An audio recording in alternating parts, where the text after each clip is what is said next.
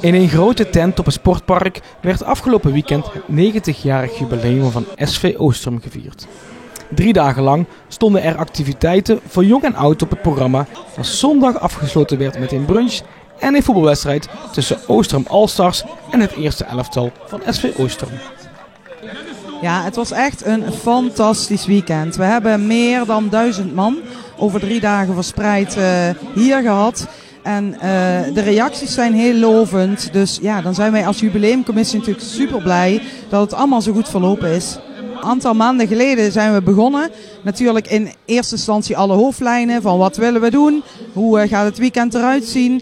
En ja, dan komt het aan op de details. Dus de afgelopen weken, ik denk dat iedereen inmiddels zijn wallen op de schoenen heeft hangen. Want de afgelopen weken waren echt heel heftig.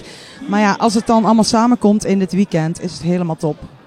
Vrijdagavond hebben we een reunie en mochten Bart Derks en ik met wat mensen die er in de jaren van SVO wat gedaan hebben wij interviews mogen afnemen. Iedereen die ook maar ooit bij SVO iets gedaan heeft, zowel voetbal als korfbal, weer uitgenodigd. En eerst hebben we een uurtje herinneringen opgehaald en mensen gevraagd over wat ze betekend hadden voor de club.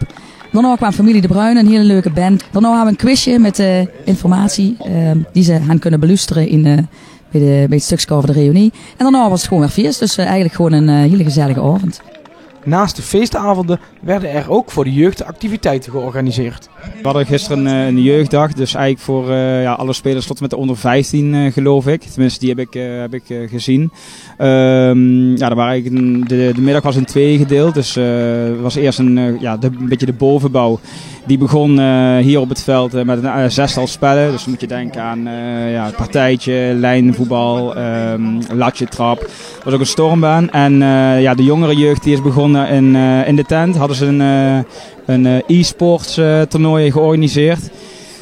Wat echt ook een beetje van deze tijd is natuurlijk. En volgens mij is het ook heel goed bezocht. En zoals ik erop terug kan kijken, is het echt een geslaagde middag geweest. Wat was je eigen hoogtepunt van dit jubileumweekend? Ja, ik denk vooral de sfeer. De sfeer was echt fantastisch. Iedereen kwam hier ook blij binnen. We hadden de tent, er is weer een andere commissie voor zeg maar de hele aankleding van deze tent. Iedereen komt binnen, het is knus, het is gezellig. Iedereen had er meteen super veel zin in. Dus dat je mensen ziet genieten, dat was echt mijn hoogtepunt. Vrijdag hadden we de grote reunie. Dus toen hebben we allerlei mensen weer ontmoet die we lang niet gezien hadden. Daar hadden ze af en toe iemand die werd naar boven geroepen uit die periode.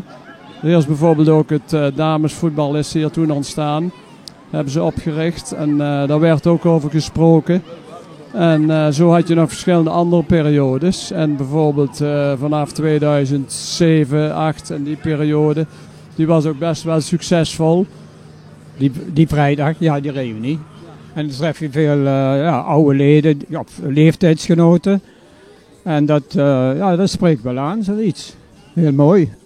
Kwamen de herinneringen en de wilde verhalen allemaal weer naar boven, denk ik. Ja, in 1971, 72. Dat was een van de hoogste punten die ik hier metgemaakt heb. Toen was ik zelf nog heel jong. Ik was zeg maar 21, denk ik. En Jan was wat ouder. Maar dat was een geweldig team. Ja, dat kampioenschap natuurlijk. En het samenspel onder elkaar. Dat lekker liep. Vooral in die periode dat we kampioen werden. Dat liep zo super allemaal.